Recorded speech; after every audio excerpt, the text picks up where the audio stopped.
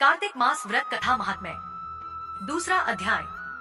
कार्तिक मास व्रत कथा के दूसरे अध्याय में भगवान ऋषि सूत जी नारद जी को आगे बताते हैं कि भगवान कृष्ण ने बताया कि जब गुणवती के पति और पति को राक्षस द्वारा मारा दिया गया तो वह बहुत दुखी हुई। आइए सुनते हैं कार्तिक माह व्रत कथा का दूसरा अध्याय। श्री कृष्ण चंद्र जी ने कहा, हे देवी, गुणवती अपने पिता और स्वामी को राक्षस द्वारा मारे जाने का संवाद सुनकर पिता और पति के क्लेश से दुखित होकर करुण विलाप करने लगी। हाय नाथ, हाय पिता, हमको त्याग कर तुम कहाँ चले गए? मैं अकेली कन्या हूँ।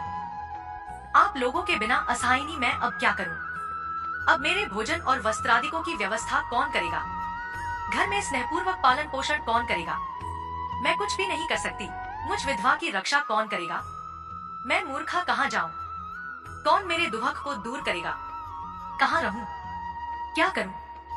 हाय देव, मुझ पर ऐसा कोप हुआ, अब कैसे जीऊं?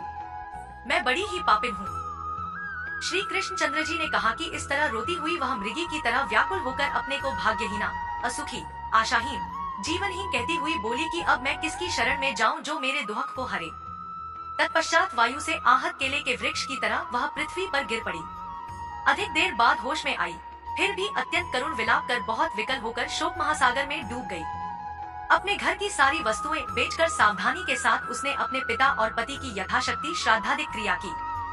उसके पश्चात उसी पुरी में निवास करती हुई वह विष्णु भगवान की भक्ति में तत्पर होकर शुद्ध तथा शांत स्वभाव से अपनी इंद्रियों को अपने वश में करके वहीं रहने लगी।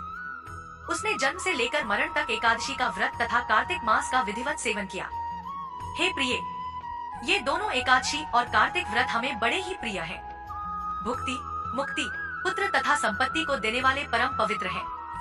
जो मनुष्य तुला की संक्रांति रहते हुए कार्तिक मास में प्रातः काल में स्नान करते हैं, वे चाहे पापी ही हों तो भी वे पापों से मुक्त हो जाते हैं। जो मनुष्य कार्तिक स्नान, जागरण, दीप दान तथा तुलसी के वृक्ष की रक्षा करते हैं, वे साक्षात विष्णु भगवान के तुल्य हैं। जो भक्त कार्तिक मास में विष्णु भगवान के मंदिर की स्वच्छता तथा विष्णु भगवान का स्वस्तिर्चन करते हैं, वे प्राणी तो जीवन मुक्त है। इस प्रकार जो जन कार्तिक मास में 3 दिन तक श्री विष्णु के मंदिर की स्वच्छता अथवा उनका पूजन करते हैं, देवतागण भी उनकी वंदना करते हैं। जिन्होंने जन्म भर इस नियम का पालन किया है, उनका तो कहना ही क्या है। इसी प्रकार वह गुणवती विधवा दत्तचित्त होकर प्रतिवर्ष कार्तिक का व्रत और विष्णु भगवान की पूजा भक्ति पूर्वक करती रही।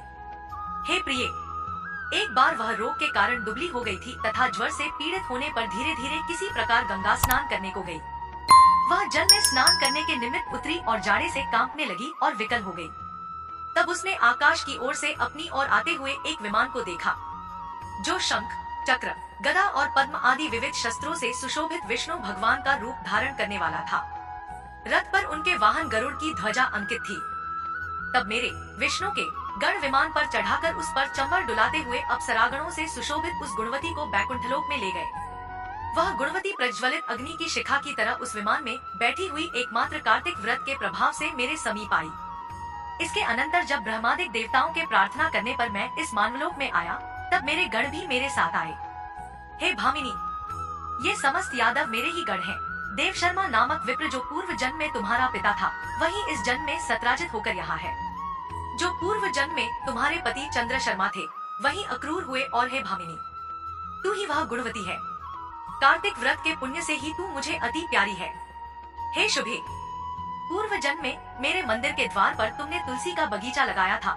उसी पुण्य के प्रभाव से तुम्हारे घर में यह कल्पवृक्ष सुशोभित हो रहा है।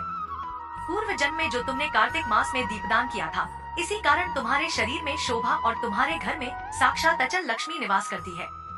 उस जन्म में तुमने जो व्रतादिक पति स्वरूप भगवान के लिए अर्पण किया था, उसी के फल से तुम इस जन्म में मेरी प्रिय भार्या हुई हो। पूर्व जन्म में आजीवन तुमने नियम सहित कार्तिक मास का व्रत किया था, उसी से कभी भी हमारा और तुम्हारा वियोग नहीं हो सकेगा। इसी प्रकार जो प्राणी कार्तिक का व्रत करेंगे, वे सब भी मेरे ही समीप रहेंगे और तुम्हारे ही समान प्रिय होंगे। यज्ञ, दान, व्रत तथा तपस्या करने वाले मनुष्यों को जो फल प्राप्त होता है, वह कार्तिक व्रत के पुण्य फल का 16वां भाग भी नहीं होता। श्री सूत जी बोले, इस प्रकार सत्यभामा श्री कृष्ण भगवान से अपने पूर्वजन्म संबंधी पुण्य के प्रभाव का वृत्तांत सुनकर प्रसन्न हुई तथा सारे संसार के आदिकारण भगवान श्री कृष्ण चंद्र जी को प्रणाम करके बोली। वीडियो समाप्त होता है। चैनल को लाइक, शेयर और सब्सक्राइब करना ना भूलें।